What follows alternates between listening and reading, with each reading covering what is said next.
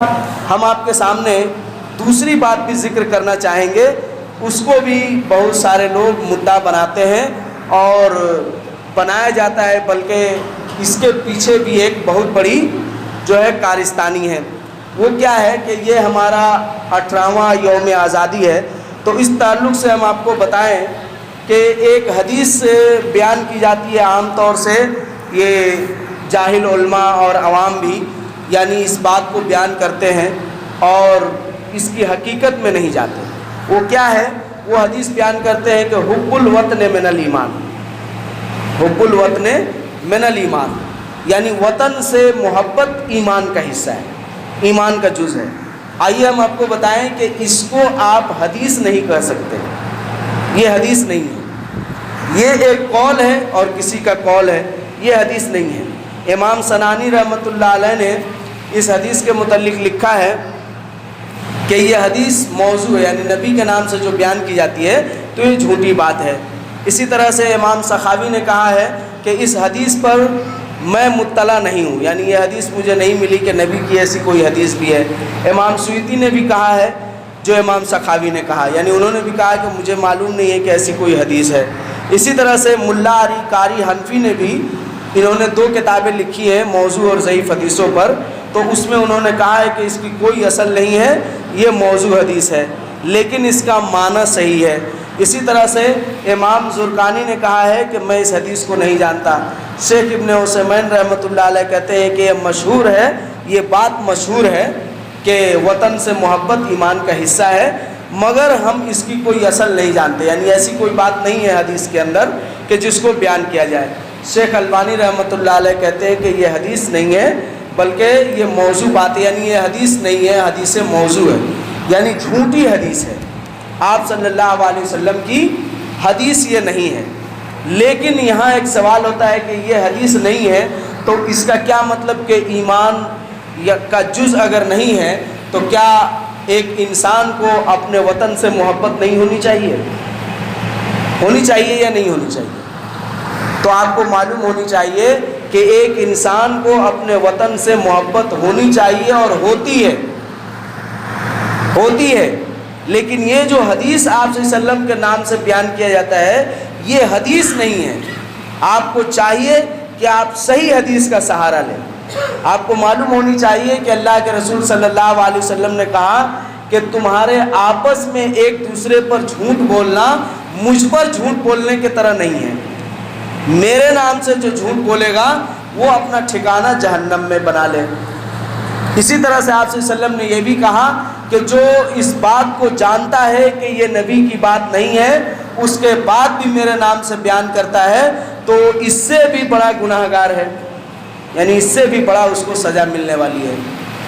تو اس سے کیا سمجھ میں آیا کہ ہم کو اس بات سے اعتراض کرنی چاہیے، جیسے بہت سارے لوگ علم کی فضیلت بیان کرنے کے وقت میں کیا کرتے ہیں، کہتے ہیں کہ تمہیں چین بھی جانا پڑے تو جاؤ، اللہ کے رسول نے کہا۔ آپ یہ کیسے کہہ رہے ہیں کہ اللہ کے رسول نے کہا؟ علم حاصل کرنے کے لیے چین بھی جانا پڑے تو جاؤ، یہ اللہ کے رسول کی حدیث نہیں ہے۔ ہاں آپ علم کی اہمیت واضح کرنا چاہتے ہیں تو صحیح نصوص کا سہارا لیجئے جو آپ صلی اللہ علیہ وسلم سے ثابت ہے۔ تو آئیے ہم آپ کو بتائیں کہ آپ صلی اللہ علیہ وسلم کو بھی اپنے وطن سے بہت زیادہ محبت تھی۔ اس محبت کا آپ صلی اللہ علیہ وسلم نے اظہار بھی کیا ہے، جیسا کہ حدیث کے اندر موجود ہے، اللہم حبب الینا المدینہ کما حبنا مکہ و اشد۔ صحیح بخاری کی روایت ہے کہ اللہ کے رسول نے یہ دعا کیا کہ اللہ ہمیں مدینہ سے اسی طرح محبت پیدا کر دے جس طرح تو نے مکہ کی محبت میرے دل میں رکھی ہے۔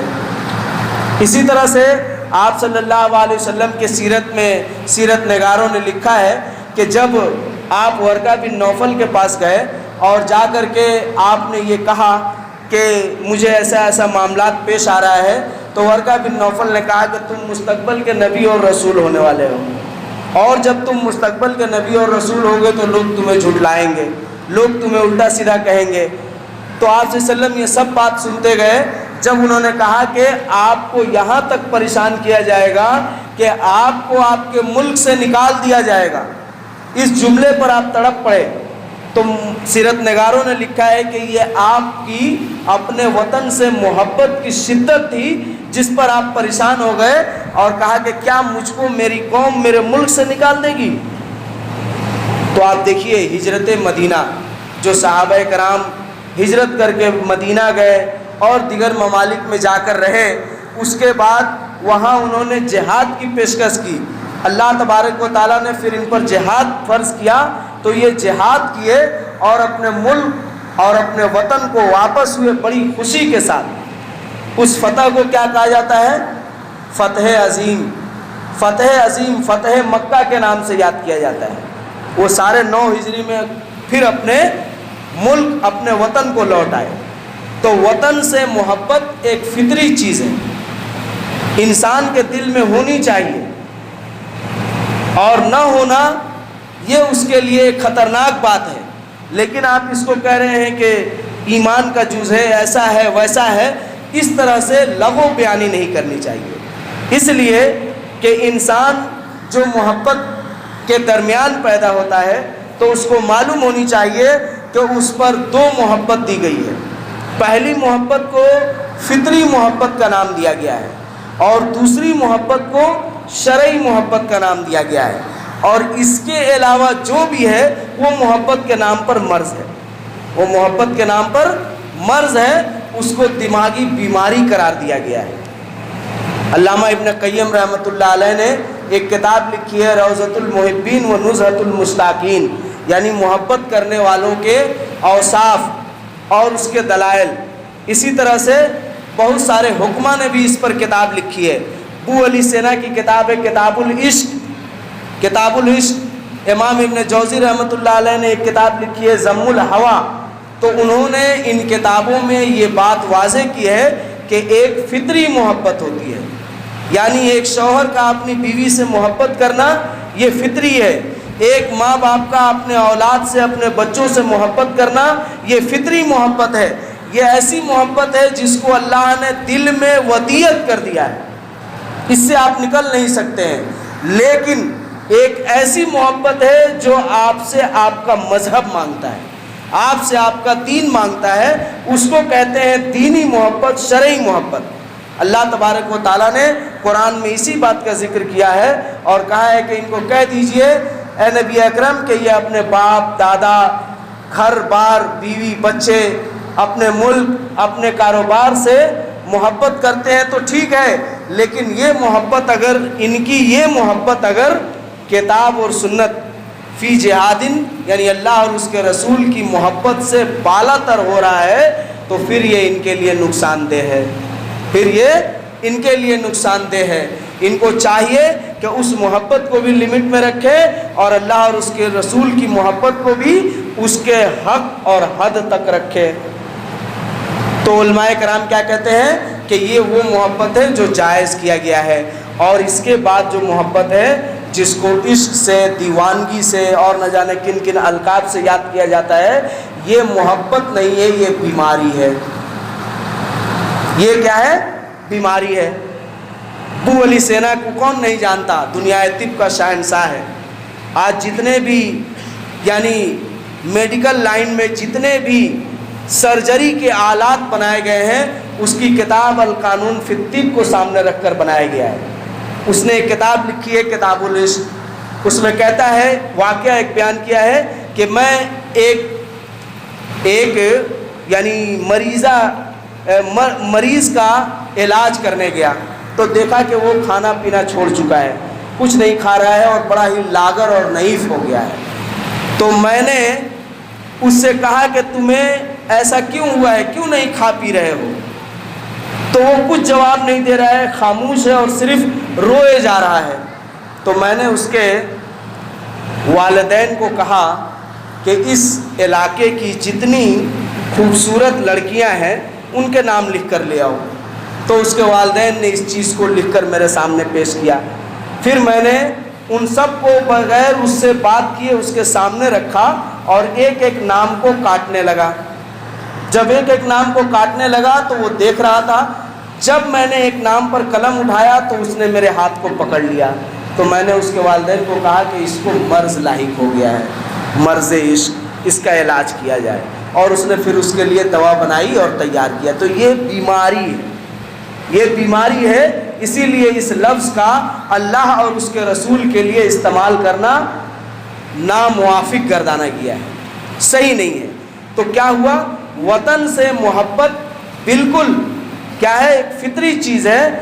امام راغب اصفہانی رحمۃ اللہ علیہ کہتے ہیں کہ انہوں نے ایک کتاب لکھی ہے کتاب الادباء، تو اس میں لکھتے ہیں کہ وطن کی محبت نہ ہوتی تو پسماندہ ممالک تباہ و برباد ہو جاتے، لوگ انہیں چھوڑ کر دیگر اچھے ممالک میں چلے جاتے۔ ظاہر ہے کہ جب یہاں کچھ کھانے پینے کا، رہنے کا، کرنے کا کچھ ہے ہی نہیں ہے تو یہاں رہ کے ہم کیا کریں گے؟ لیکن ایسا نہیں ہوا ہے، ایسا آپ کو معلوم ہے کہ ایسا نہیں ہوا ہے، اور وہ اپنے ممالک میں رہتے ہیں، اس ویران کی تصویر بن جاتی۔ اسی لیے کہا گیا ہے کہ اپنے وطنوں کی محبت سے ہی ملک و قوم کی ترقی و تعمیر ہوتی ہے۔ اسی طرح سے وہ ایک جگہ اور لکھتے ہیں اپنی کتاب میں کہ وطن سے محبت اچھی فطرت کی نشانی ہے۔ اسی طرح وہ لکھتے ہیں کہ آدمی کے معزز یعنی اچھے ہونے کی اور اس کے فطرت کے پاک ہونے کی دلیل یہ ہے کہ وہ اپنے وطن سے محبت کرتا ہے۔ اسی لیے بعض فلاسفہ نے لکھا ہے کہ فطرت انسان کو وطن کی محبت کے مٹی سے گودا گیا ہے۔ یہ انہوں نے محاضرات الادباء اپنی کتاب جلد 2 صفحہ 662 میں لکھے ہیں۔ تو اس سے کیا معلوم ہوا کہ وطن کی محبت ہمارے لیے صحیح ہے۔ علامہ حافظ ابن حجر رحمۃ اللہ یہ صحیح بخاری کی جو حدیث ہے اس کی شرح لکھے ہیں۔